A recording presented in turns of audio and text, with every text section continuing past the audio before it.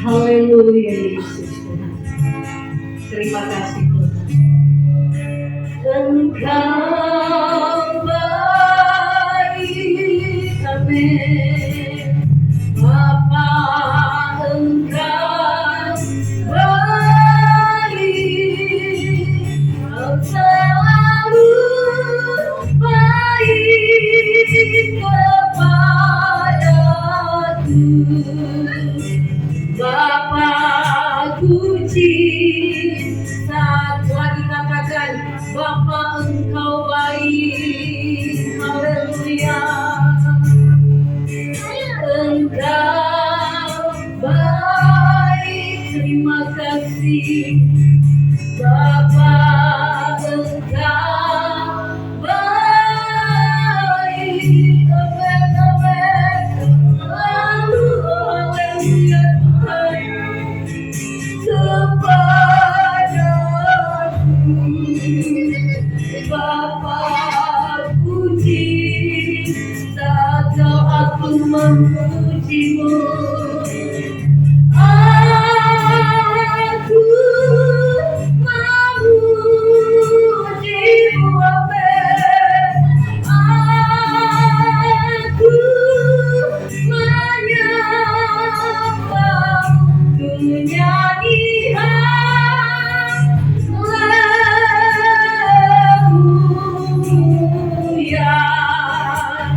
Bapa puji, saat ku memujimu.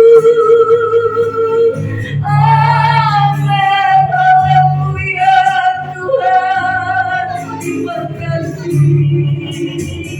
Aku menyembahmu, ku nyanyi haleluya.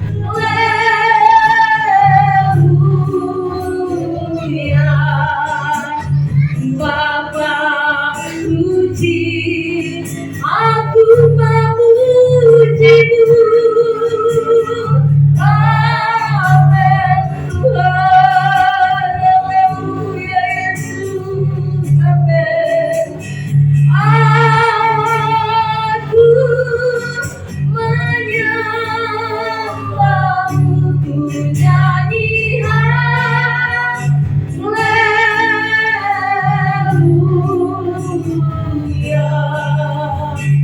Bapa puji, Kau Bapa puji Kau. Bapa puji, Bapa puji Kau. Bapa puji Kau. Haleluya.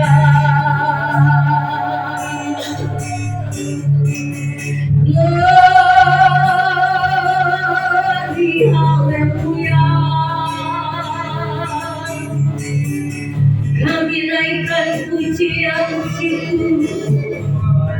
Terima kasih ya Yesus,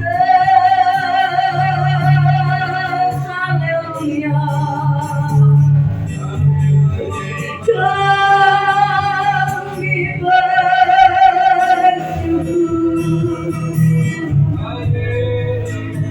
kebaikan-Mu luar biasa dalam hidup kami.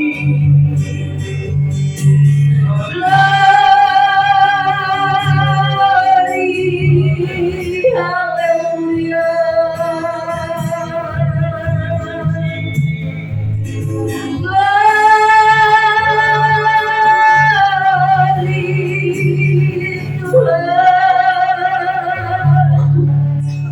Kami menyembah, kami memuji, haleluya. Segala puji, segala hormat, kemuliaan hanya bagi-Mu. Haleluya.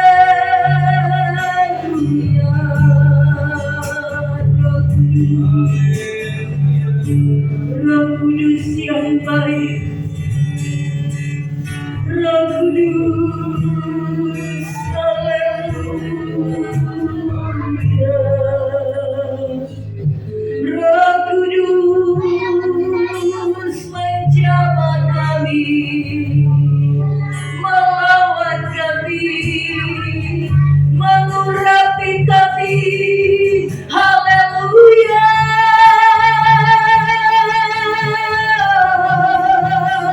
Haleluya. Terima kasih Tuhan. Amin, haleluya. Aku memujimu, haleluya Yesus. Terima kasih Tuhan. Aku mau, amin, amin. Aku, haleluya. Kamu punya haleluya.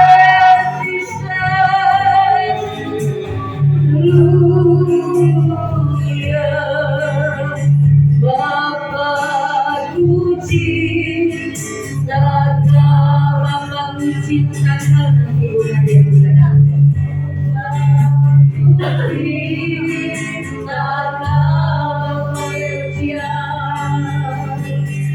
Bapa kunci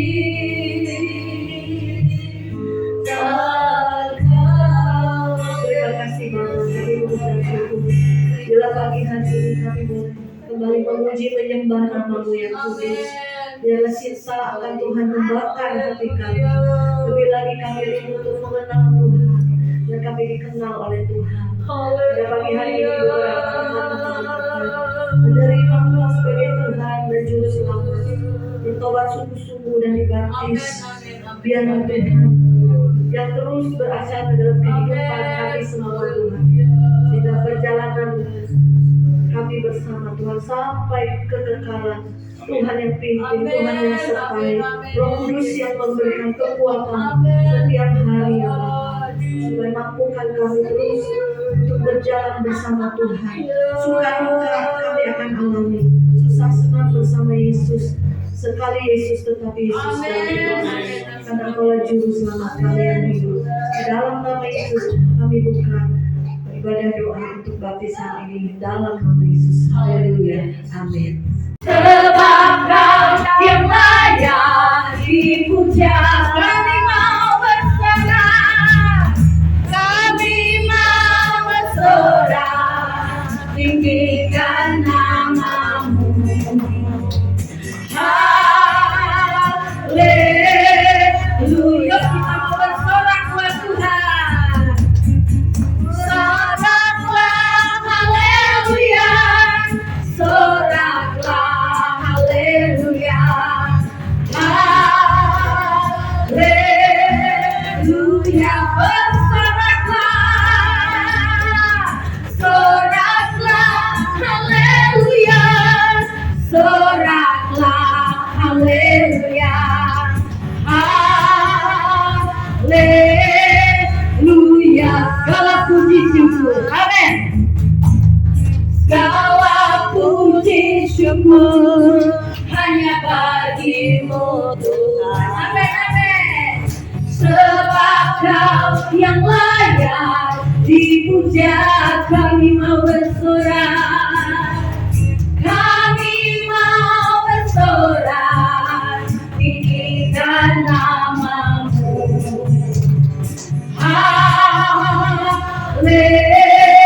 Haleluya, bersoraklah, haleluya. Soraklah, haleluya. Soraklah, haleluya. Haleluya.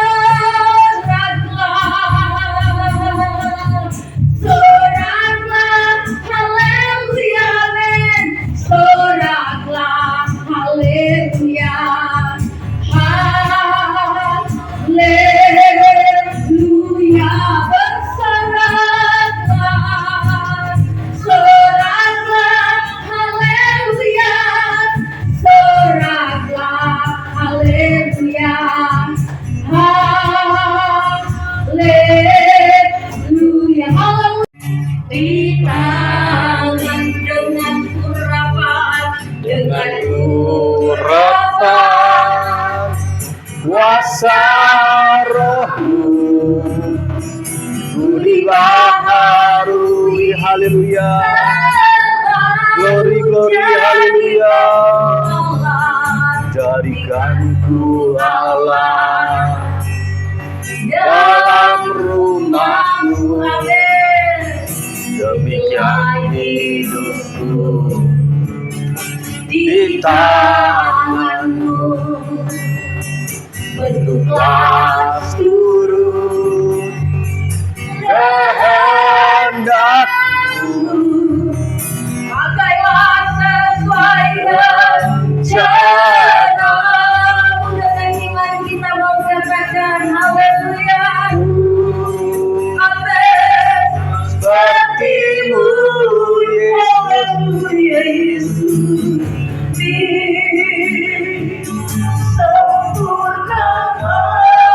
Dalam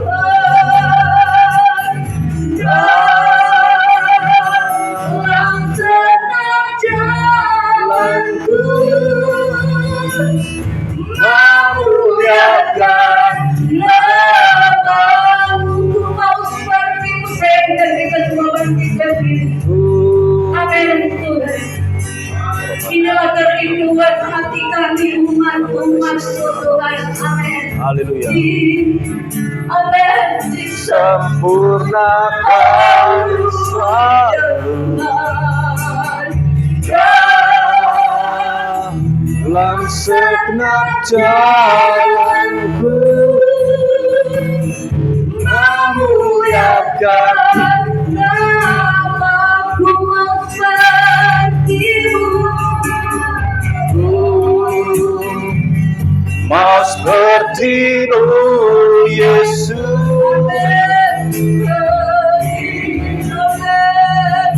Sempurnakan selalu dalam segenap jalanku, memuliakan namamu. Katakan sekali lagi dengan iman, memuliakan namamu. Haleluya, haleluya. Ya rabara sekira bara ya rabara sekira bara. Glory, glory, glory. Kemuliaan bagi namamu Tuhan. Terpuji-pujilah sebab Engkau Allah yang layak kami sembah, Allah yang hidup, Allah yang berkuasa, Allah yang setia menyertai kami. Haleluya. Sungguh kami rindu Tuhan untuk terus hidup dekat dan melekat kepadamu Tuhan. Kami nikmati hadirat-Mu di tempat ini. Sungguh Tuhan, kami bersuka cita anugerah-Mu yang sangat besar. Pagi hari ini Tuhan, 3 jiwa boleh datang untuk menerima Engkau sebagai Tuhan dan Juru Selamat dalam kehidupan mereka. Kami percaya saat ini surga bersuka cita merayakan hari kemenangan. Bahkan kami pun Tuhan boleh bersuka cita memuliakan nama-Mu di tempat ini. Terima kasih Tuhan Yesus. Sebentar kami akan dibekali, diperlengkapi oleh kebenaran firman Tuhan. Urapi hamba-Mu yang akan menyampaikan Tuhan isi hati Tuhan. Buka hati setiap kami, jamah hati kami, umat-umat-Mu di tempat ini, terutama 3 jiwa, agar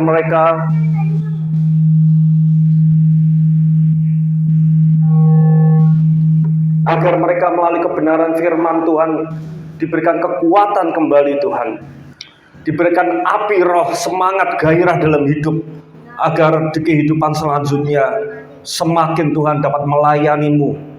Bahkan Kau pakai lebih lagi menjadi alat garam dan terang bagi dunia ini. Tidak ada yang mustahil bagi Engkau Tuhan. Sertai ibadah pembaptisan pagi hari ini, berkati di dalam nama Tuhan Yesus, dan lindungi kami oleh kuasa kasih-Mu. Terima kasih Tuhan, kami serahkan ke dalam tangan Tuhan, dalam nama Tuhan Yesus. Haleluya, amin. Boleh silakan duduk. Shalom semua. Shalom. Ada sukacita hari ini? Amin. Ya, kalau sukacita harus semangat, bergairah ya. Saya melihat wajah-wajah yang sukacita luar biasa. Bahkan Ibu sampai hancur hati ya, saya meneteskan air mata. Saya pun Tadi pujian penyembahan luar biasa, hambanya Ibu Afni ya, bersipnya luar biasa, hadirat Tuhan mengalir tempat ini ya. Dan saya percaya hari ini ada sukacita, ada pesta di sorga, amin. Terlebih kita sebagai umat-umatnya di tempat ini, kita akan menerima anugerah keselamatan, dan itu adalah luar biasa ya. Anugerah keselamatan yang luar biasa, berkat yang terutama bagi umat manusia, melebihi dari apapun ya. Bahkan firman Tuhan katakan, apalah gunanya engkau memperoleh seluruh dunia ini tetapi engkau kehilangan nyawa. Ini artinya bahwa apapun di dunia ini gak sebanding, gak ada harganya dibanding keselamatan ya. Kita boleh kaya, boleh punya jabatan, posisi apapun setinggi-tingginya, kita mau kejar karir, kejar kedudukan yang apapun, status ekonomi, itu gak ada artinya kalau kita kehilangan nyawa, alias kita gak diselamatkan. Amin. Dan puji Tuhan, hari ini saya akan memberikan tambahan-tambahan. Saya percaya Ibu Gembala, Ibu Maria sudah membekali ya. Saya hanya ingin menambahkan saja. Saya percaya melalui apa yang saya sampaikan, semoga iman saudara akan semakin kuat ya. Karena memang masih banyak beberapa anggapan-anggapan yang keliru tentang baptisan ya. Ada beberapa yang mereka nggak punya understanding yang benar tentang baptisan, sehingga saya harus menjelaskan sedikit ya kepada saudara, sehingga saudara punya understanding yang kuat, pemahaman yang kuat, juga mempunyai iman yang sungguh-sungguh, mengerti tentang arti baptisan itu, sehingga pada kehidupan selanjutnya saudara bisa benar-benar berakar, bertumbuh, dan akhirnya berbuah. Amin. Ya, ada beberapa anggapan yang kurang tepat ya mengenai baptisan ya, sehingga mereka seringkali malah justru nggak mau dibaptis karena merasa baptisan itu nggak perlu gitu ya. Mereka mengacu kepada Alkitab, cerita yang mengatakan penjahat di samping kiri Yesus.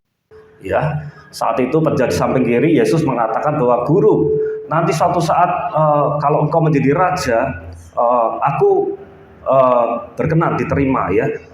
Karena iman percaya itulah Yesus mengatakan bahwa saat ini juga engkau berada bersama aku di Firdaus ya.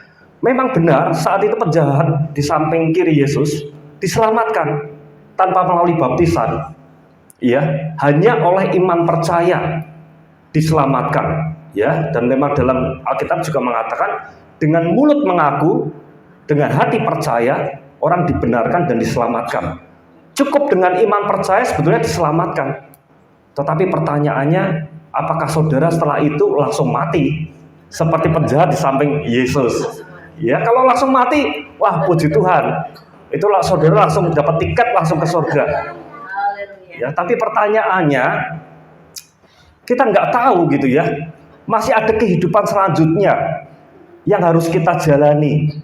Ada kita masih harus bergumul dalam masalah demi masalah kehidupan ya. Yang hari ini kita akan sama-sama belajar kenapa sih kita perlu baptisan itu ya. Ada juga orang yang merasa bahwa nggak perlu baptisan itu. Kenapa? Karena mereka melihat contoh-contoh orang yang sudah dibaptis hidupnya masih nggak benar gitu ya, nggak lebih benar daripada orang dunia yang belum baptis. Dan mereka mengacu kepada itu. Buat apa lalu untuk dibaptis? Gak ada gunanya kalau gitu. Itu lihat dibaptis itu, hidupnya mas pesta pora, dugem, ya, jatuh bangun dalam dosa dan lain sebagainya. Ya, sehingga mereka skeptis terhadap baptisan. Ya. Ada juga anggapan orang yang menunda-nunda baptis gitu ya, karena mereka merasa aku belum sempurna, aku masih belum benar. Nanti tunggu benar dulu, ya, aku baru mau baptis. Ya, padahal datang kepada Tuhan itu dalam kondisi kita mau serahkan hidup kita itu apa adanya.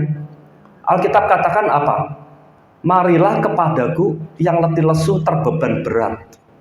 Marilah datang kepadaku yang letih lesu terbeban berat. Ya, apapun kondisi kita, ya, kita nggak sempurna, kita penuh dengan berlumuran dengan dosa, mari datang kepada Tuhan. Karena Tuhan akan menerima kita apa adanya. Ya, datang kepada Tuhan itu nggak tunggu benar dulu. Nggak ada yang benar manusia di dunia ini. Ya, saat kita tuh bobrok, saat kita itu penuh dengan dosa, datang justru kepada Tuhan. Karena Tuhan akan memberikan kelegaan kepada kita. Dia satu-satunya pribadi yang lemah lembut dan menerima kita apa adanya. Ya, kalau orang lain mungkin melihat kita berdosa akan menghakimi, tapi enggak Tuhan kita. Tuhan kita setia. Dia menerima kita apa adanya, melebihi dari siapapun di dunia ini. Satu pribadi, yaitu Tuhan. Ya, ada juga yang mungkin menunda-nunda untuk dibaptis karena mereka masih cinta akan dunia ini. Hatinya masih melekat kepada dunia. Dia masih belum mau meninggalkan dunia, kedagingan, hawa nafsu. Ya, dia pikir nanti aja, aku masih mau enjoy hidup ini. Ya, masih mau santai-santai dulu. Nanti tunggu usia 70 tahunan ke atas, 65 tahun ke atas, ya, baru aku mau bertobat, mau dibaptis. Ya, padahal kemarin saya melayat, ada teman saya itu umurnya 35 padahal. Bayangkan, masih seger, badannya seger buger, ya. Tahu-tahu pulang habis gym, ya, keringetan, keringet dingin, cepet banget langsung. Gak ada yang tahu. Manusia hidup itu gak ada yang tahu, saudara. Ya, dipanggil kapan kita nggak tahu. Ya, masa kita kalau sudah nanti di sana kan ada pengadilan, ya. Masa bilang sama Tuhan, sebetulnya tuh aku sudah planning mau baptis Tuhan. Itu udah nggak bisa lagi kita alasan seperti itu. Ya, masalahnya kan gitu, ya. Iya. Juga ada yang keliru seperti ini. Aku mau baptis nih. Kalau baptis anggapannya pasti selamat. Ya pokoknya aku nyemplung kolam aja lah, baptis saja. Aku mau baptis, sampai baptis kadang-kadang berkali-kali sampean, ya. Kalau baptis pikirnya sudah selamat gitu, ya. Tapi tanpa pertobatan sejati. Dia tanpa mempunyai understanding tentang hidup dalam pertobatan sejati, ya. Dan dia nggak mengerti konsep tentang baptisan itu, sehingga dia salah kaprah tentang baptisan itu, ya. Sehingga dia nggak mau belajar tentang kebenaran firman Tuhan, dia nggak mau mengenal lebih dalam tentang Yesus. Yang penting acaranya baptisan, ya. Jadi itu bahaya, seperti roh agamawi seperti itu. Nah, hari ini kita mau belajar kenapa sih kita perlu baptis, ya. Saya akan memulai dengan kita harus memiliki keyakinan, iman percaya dulu kepada Yesus, ya. Pertama, saya ingin katakan bahwa gak ada semua orang manusia ini yang tidak berdosa, ya. Bahkan kita lahir pun kita sudah mewarisi dosa itu dari Adam dan Hawa. Natur dosa itu sudah melekat, ya. Kita tahu kitab Kejadian ceritanya, udah pernah baca belum, saudara? Kitab Kejadian ceritanya waktu Adam dan Hawa jatuh dalam dosa. Sudah dengar, ya? Ya. Adam dan Hawa itu awalnya diciptakan mulia. Dengan tubuh kemuliaan, dia nggak mungkin mati saat itu. Bahkan dia dapat berjumpa muka dengan Tuhan. Tetapi setelah kejatuhan itulah, ya, sehingga tubuh manusia itu mewarisi dosa.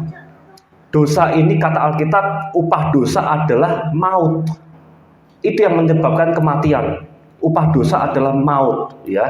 Sehingga saat itu juga Adam diusir, Hawa diusir keluar dari Taman Eden, ya. Dan ada limitnya umur manusia. Dan dikatakan dengan berpeluh engkau akan mengusahakan tanah. Karena apa? Tuhan mengutuk bumi. Tuhan belum mengutuk manusia, karena Tuhan mengasihi manusia. Dengan berpeluh engkau mengusahakan tanah. Dengan bersusah payah engkau akan mengandung. Dan itu digenapi. Betul gak? Hidup kita kalau lihat di dunia ini, pekerjaan, bahkan kata pengkhotbah, ya, Salomo yang sedemikian penuh dengan nikmat, katakan usaha manusia dari pagi siang sore itu sebetulnya menjaring angin, sia-sia, Ya, manusia itu kesukaannya ya seperti itu, penderitaannya seperti itu. Suka sekali akan dunia yang muter-muter seperti itu. Makanya kita harus kembali belajar kepada Yesus, kebenaran firman Tuhan, supaya hidup kita nggak sia-sia. Ya, bayangkan Salomo yang dengan segala kekayaan, hikmat, kedamaian kerajaannya. Kita bisa melihat di pengkhotbah pada akhir hayat hidupnya dia menyesali semuanya sia-sia. Ya, maka kita harus belajar. Ya, hari ini puji Tuhan kita percaya bahwa semua orang sebetulnya sudah berdosa dan dosa itu mengakibatkan maut. Jadi sumber masalah di dunia ini ya adalah dosa itu. Ya, masalah itu bukan yang seperti kita lihat ya di dunia ini kelihatannya masalah itu peperangan, masalah ekonomi, masalah apa lagi saudara katakan di dunia ini? Sakit penyakit, ya, cacat, lumpuh, buta, gila. Ya. Hari-hari ini orang saya mendengar banyak orang mengalami krisis ekonomi, ya, kebangkrutan banyak sekali. Ya. Mereka merasa bahwa itulah sumber masalah yang utama. Sehingga mereka takut akan menghadapi itu. Dan seharusnya saya mau katakan bahwa satu-satunya yang harus kita takuti adalah dosa itu. Semua masalah di dunia ini adalah yang di permukaan itu adalah akibat daripada dosa. Ya, kalau nggak ada dosa, nggak ada sakit penyakit, nggak ada masalah-masalah itu, nggak ada kutuk. Ya, saya seringkali kalau pelayanan nama Pak Adri Womur, kita doakan tempat-tempat yang penuh dengan kutuk kemiskinan. Karena memang ada saudara. Kutuk itu menjalar. Ya, kita harus patahkan, hancurkan itu. Jadi dosalah yang mengakibatkan semua masalah itu. Ya, bukan yang lain-lain. Jadi kalau kita tahu sumber masalahnya dosa, kita harus cari solusi terhadap dosa itu. Bukan ekonominya, bukan uangnya. Ya, kalau dosa diselesaikan, yang lain pasti menyusul. Amin. Dan fakta yang kedua, bahwa agama itu solusinya nggak agama. Agama nggak menyelamatkan. Saya katakan bukan Kristen yang menyelamatkan, bukan lain-lain ya. Saudara-saudara kita, mereka punya ajaran-ajaran untuk mencapai keselamatan. Saya mau pelajari ya, saudara-saudara kita tanpa saya sebutkan namanya ya. Wah, luar biasa, perbuatan baik tabur. Itu akan kembali ke kita. Untuk mencapai ke sana harus melakukan perbuatan baik. Bahkan kalau nggak baik kita reinkarnasi dulu, berbuat baik. Ada amal ibadah dan lain sebagainya. Tapi dari semua kitab yang saya pelajari, nggak ada jalan yang pasti untuk menebus, menyelesaikan masalah kita, dosa itu. Ya, nggak ada. Mereka katakan semoga. Nggak ada yang pasti. Kecuali Alkitab kita, nanti kita belajar. Ya. Hanya Yesus, hanya salibnya yang sudah menyelesaikan. Kenapa Yesus? Kita tahu bahwa dosa itu harus diselesaikan dengan darah, dengan pengorbanan darah. Ya, dosa itu dapat diselesaikan hanya dengan darah yang benar. Kita lihat perjanjian lama pun cara menyelesaikan dosa dengan imam mempersembahkan domba yang sempurna, yang tidak cacat, tidak bercela, dan itu acara ibadah setahun sekali, ya itu nggak sempurna. Ya, kalau kita lihat di ruang Maha Kudus pun, kalau berjumpa dengan Tuhan, imam besar, itu kalau nggak kudus, saat itu berdosa langsung mati. Makanya ada lonceng ya, kalau nggak bunyi akan ditarik. Ya, nggak sembarangan orang bisa masuk ruang Maha Kudus. Jadi harus ada darah dulu, dicurahkan, ditahirkan, dipercikkan dalam mezbah. Nah, Yesus sebagai anak Allah yang turun ke dunia, dia Allah juga manusia, dia anak domba yang sempurna. Dalam kondisi manusia, tapi dia juga Allah. Itu adalah korban sekali untuk selama-lamanya. Darah Yesus yang sempurna. Menebus sekali untuk selama-lamanya. Bukan seperti perjanjian lama. Ya, karena dia yang sempurna. Sudah menggenapi semua hukum Taurat. Ya. Jadi hanya Yesus yang dapat menebus dosa kita. Karena dikatakan bahwa Yesus sendiri telah memikul dosa kita di kayu salib. Sehingga kita yang mati terhadap dosa hidup kembali oleh kebenaran. oleh bilur-bilurnya kita semua telah sembuh. Ya, Yesus telah mati menyelesaikan dosa kita, dan dia telah bangkit memberikan harapan kehidupan baru. Roh jiwa kita dibangkitkan juga saat kita percaya akan kematian dan kebangkitan Yesus. Dan oleh bilur-bilurnya kita sudah sembuh, sudah pulih. Ya, pikiran yang salah, hati yang salah sudah dipulihkan. Segala sakit penyakit bahkan kalau kita percaya sebetulnya sudah diselesaikan di kayu salib oleh Yesus, anak domba yang mengorbankan dirinya sekali untuk selama-lamanya dengan sempurna. Ya, hanya Yesus. Jadi nggak ada usaha manusia yang dapat untuk menyelesaikan dosa itu. Perbuatan baik atau apapun nggak ada. Nggak ada. Kenapa nggak ada? Kita tahu bahwa apa ada sih yang bisa menebus kesalahan kita? Apalagi dari nenek moyang kita, dari Adam dan Hawa. Nggak ada. Hutangnya itu terlalu banyak, saudara. Saya melihat di pengadilan ada contoh, ya, hutang piutang itu ya, tuntutan ya, orang yang korupsi di bank, korupsi di pemerintahan ya. Kita bisa melihat di pengadilan, koruptor itu walaupun dia minta maaf ya, dia berlutut sujud, ampuni, ya mungkin yang dikorupsi mungkin bisa mengampuni, tetapi nggak bisa menghilangkan dia statusnya adalah korupsi, koruptor, maling, ya, pencuri, nggak bisa. Status itu tetap melekat bahwa dia salah, ya. Jadi nggak ada usaha manusia yang dapat membenarkan kecuali salib darah Yesus, ya. Jadi hanya iman percaya kepada Yesus yang menyelamatkan, ya. Dalam Roma 10 ayat 9 sampai 10, dengan mulut mengaku bahwa Yesus adalah Tuhan, dengan percaya dalam hati Allah telah bangkit dari kematian, maka kamu diselamatkan. Karena dengan mulut mengaku, dengan hati percaya, orang diselamatkan. Amin. Ya, itu percaya dengan Yesus diselamatkan. Cukup sampai di situ. Tetapi kenapa kita perlu dibaptis? Nah, ini pertanyaannya kan. Tadi kan hanya percaya kepada Yesus, mulut mengaku, hati percaya, orang diselamatkan. Lalu kenapa perlu dibaptis? Nah, kita perlu melihat cerita di Alkitab tentang Yohanes Pembaptis, ya. Yohanes Pembaptis mungkin saudara sudah dengar atau enggak ceritanya. Pada saat itu di Sungai Yordan ada Yesus datang, dia minta dibaptis, tapi Yohanes mengatakan, sebetulnya aku yang perlu dibaptis kamu, bukan kamu dibaptis saya, gitu ya. Karena Yohanes tahu bahwa dia anak Allah gitu. Saya yang harusnya dibaptis kamu. Bahkan dia bilang, sebetulnya aku membuka tali kasutmu itu aku nggak layak. Ya, karena dia tahu Yesus itu adalah anak Allah yang maha tinggi.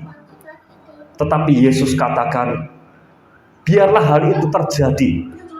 Karena demikianlah sepatutnya kita menggenapkan seluruh kehendak Allah. Ya, perhatikan. Karena demikianlah sepatutnya kita menggenapkan seluruh kehendak Allah. Jadi Yesus memberikan diri dibaptis untuk apa? Untuk mentaati kehendak Allah. Ya, dia anak manusia, dia juga Allah. Dia mau taat melaksanakan kehendak Allah. Ya, dan kita pun sudah seharusnya, kita yang mengaku percaya, kita mengaku mengasihi Tuhan, sudah seharusnya kita pun mengikuti kehendak Allah. Barang siapa mengatakan dia mengasihi Tuhan, dia harus mengikuti seluruh kehendak Allah, dan yang terutama adalah baptis. Ya. Jadi baptisan ini adalah perintah Tuhan yang harus kita jalankan. Namanya perintah mesti harus kita lakukan, kan? Betul nggak? Dan kita lihat toladannya Yesus. Kekristenan kita selalu melihatnya toladannya Yesus. Maaf, bukan manusia, bukan gembala, bukan siapapun. Kita hanya alatnya mengarahkan. Tetapi tetap saudara nanti harus bertumbuh, berakar pada batu karang. Yesus itu, jangan yang lain, pada firman Tuhan. Ya, karena di luar sana juga banyak sekali penyesatan terjadi. Kita harus kuat kepada Yesus. Karena teladan kita Yesus memberikan diri dibaptis. Ya, dan di Sungai Yordan, di Alkitab singkat cerita dikatakan saat itu Yesus keluar dari air. Ya, saya kemarin ke Sungai Yordan di Israel. Saya benar-benar melihat sendiri bahwa Sungai Yordan itu dalam, saudara. Ya, bukan pendek ya, dalam. Ya, jadi kalau dikatakan bahwa Yesus itu keluar dari air, itu otomatis kita harus tahu bahwa sebelumnya dia apa? Tenggelam kan? Dia masuk ke dalam air, kemudian dia keluar. Ya, nggak mungkin dia di luar air kemudian dikatakan keluar, itu nggak mungkin. Jadi otomatis sebelumnya adalah dia berada di dalam air, yaitu tenggelam. Ya, jadi iman percaya kita melihat teladan Yesus bahwa Yesus pun dibaptiskan selam, ya, dibaptiskan selam. Dan apa yang terjadi setelah Yesus keluar dari air? Dikatakan langit itu terbuka, saudara. Ada suara dari surga. Bapa di surga mengatakan, inilah anak yang kukasihi, kepadanya lah aku berkenan. Yesus menjadi pribadi yang berkenan di hadapan Tuhan. Dan kemudian setelah itu ada roh seperti burung merpati turun ke atasnya. Ini berbicara Roh Kudus turun, ya, memenuhi kehidupan Yesus. Ya, kita tahu, saudara, bahwa sebelum Yesus dibaptis, Yesus belum melayani. Ya, pelayanan Yesus itu dimulai awalnya setelah pembaptisan ini. Dan ini artinya bahwa Roh Kuduslah yang memampukan. Ya. Dan saya percaya saudara semua setelah dibaptis akan menerima Roh Kudus itu. Roh Kudus dikatakan adalah penolong yang sejati. Ya. Penolong kita di dalam hati kita. Tinggal di dalam hati kita. Bahkan Roh Kudus itu ada dimeteraikan. Ya, jadi saudara nanti belajar untuk mendengarkan suara Roh Kudus. Ya, kita mungkin setelah baptis itu nggak sempurna, pasti ada proses, ada jatuh bangun, nggak apa-apa, jangan kecil hati. Tetapi saudara punya Roh Kudus yang akan mengingatkan saudara, menegur saudara. Dan di saat itulah jangan kita keraskan hati. Kita harus dengar suara Roh Kudus, dengar-dengaran. Dan Roh Kudus itulah yang senantiasa akan menolong kita, memimpin kita kepada seluruh kebenaran. Ya, kepada seluruh kebenaran. Ya, kalau saudara nanti bingung mendengarkan pengajaran-pengajaran, minta tolong kepada Roh Kudus, berdoa. Pasti ada damai sejahtera di situ, ada tanda-tanda yang Roh Kudus berikan. Ya, supaya kita dapat mengerti kebenaran itu. Ya, bahkan saat saudara nanti baca Alkitab, setelah baptis nanti saudara akan bisa membedakan. Saudara mulai bisa melihat rahasia-rahasia surga yang dulunya mungkin kita nggak paham, ya.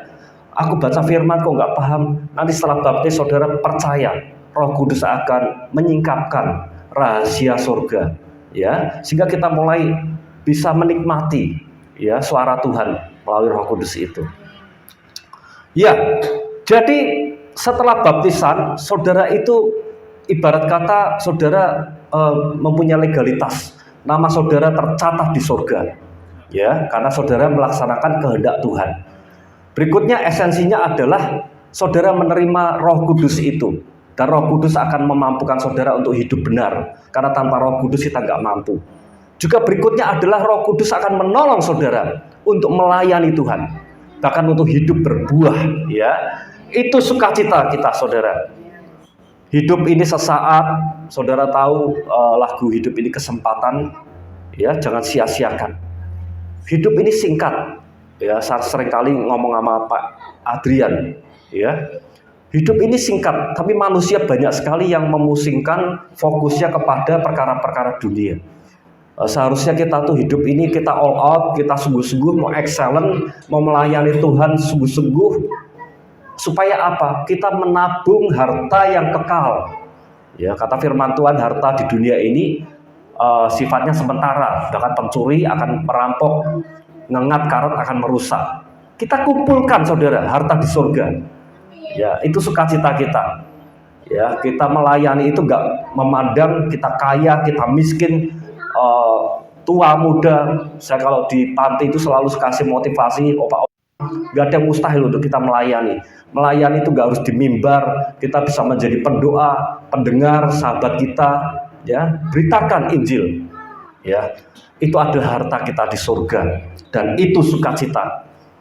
Kesaksian saya pun, saya hidupnya diubahkan saya bisa melihat, puji Tuhan, sesuatu yang besar. Ya, setelah saya baptis, saya menerima karunia untuk saya dapat melayani, dan saya bisa melihat dulu sukacita saya, kesenangan saya itu, saya merasa gembira kalau saya itu bisa traveling dan lain-lain. Ternyata itu semuanya salah ya. Sukacita saya bisa Tuhan berikan, dan itu anugerah luar biasa. Saat saya melihat ada jiwa yang bertobat, dibaptis, saya ikut merasakan, dan itu luar biasa. Ya, puji Tuhan. Dan saya pun bersyukur, hambanya luar biasa ini juga pelayanannya luar biasa, penjangkauan jiwa-jiwa. Ya, kita rindu suatu saat di jalan-jalan kita menjangkau, ya, karena Alkitab katakan ada sukacita, satu jiwa bertobat. Ya, puji Tuhan. Dan kita tahu bahwa kedatangan Yesus pun di dunia ini hanya untuk keselamatan jiwa-jiwa. Mari saudara, tidak ada mustahil, setelah dibaptis saudara akan dipakai Tuhan luar biasa untuk menjadi garam dan terang. Hidup saudara pasti lebih ada tujuannya. Roh Kudus akan memimpin saudara untuk melayani lebih lagi dan memuliakan nama Tuhan. Ya, puji Tuhan. Kita nyanyikan hidup ini kesempatan, ya, hidup ini kesempatan.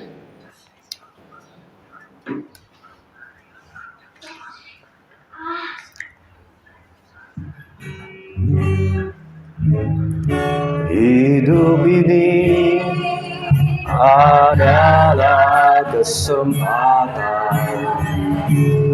Hidup ini untuk melayani Tuhan. Jangan sia-siakan, jangan sia-siakan waktu yang Tuhan beri. Hidup ini harus jadi oh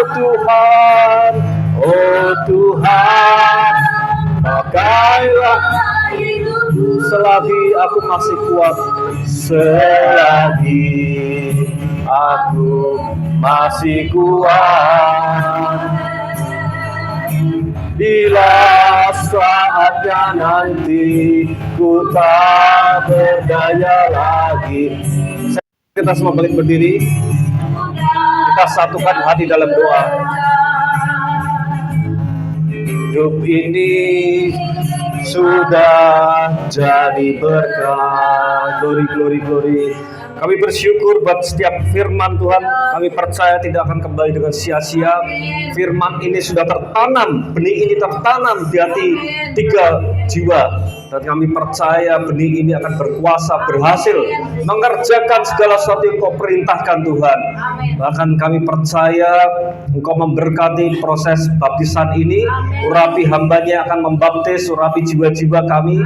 Kami percaya saat baptis langit terbuka dan Tuhan akan berkenan bagi 3 jiwa di tempat ini. Bahkan roh seperti burung merpati akan turun, menaungi, memenuhi, mengurapi, mengalir bagi 3 jiwa ini Tuhan, sehingga mereka akan dipimpin kepada seluruh kebenaran, hidup benar, hidup kudus di dalam Engkau. Dan kami percaya karunia-karunia, tanda-tanda ajaib akan menyertai, sehingga mereka boleh Kau pakai untuk melayani lebih dahsyat lagi. Pakai mereka Tuhan menjadi garam dan terang. Kami percaya, kami butuh Tuhan. Berdoa saat ini pengurapan-Mu turun bagi 3 jiwa ini Tuhan, agar mereka terus Tuhan melayani-Mu lewat perbuatan mereka. Nama Tuhan dipermuliakan, kerajaan surga boleh diperluas di muka bumi ini. Terima kasih Tuhan. Berkati Tuhan acara ini.